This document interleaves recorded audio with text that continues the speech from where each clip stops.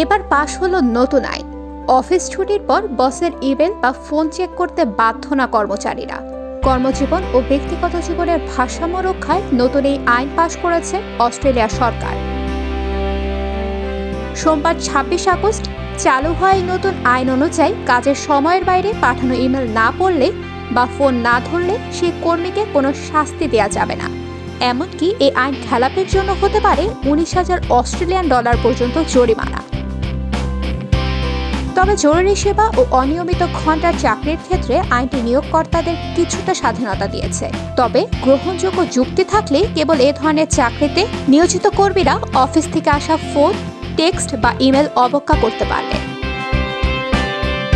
এক্ষেত্রে কোন দাবি যুক্তিযুক্ত এবং কোনটি নয় তা ঠিক করবে অস্ট্রেলিয়ার ফেয়ার ওয়ার্ক কমিশন সংস্থাটি।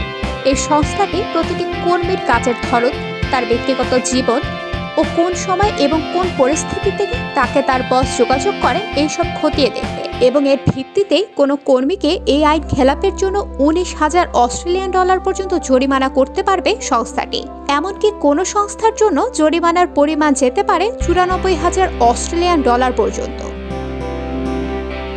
মূলত অস্ট্রেলিয়া ইনস্টিটিউট ২০২৩ সালে একটি জরিপ চালায়, যেখানে দেখা যায় ২০২৩ সালে অস্ট্রেলিয়ানরা করে ২৮১ ঘন্টা বাড়তি বেতনহীন কাজ করেছেন।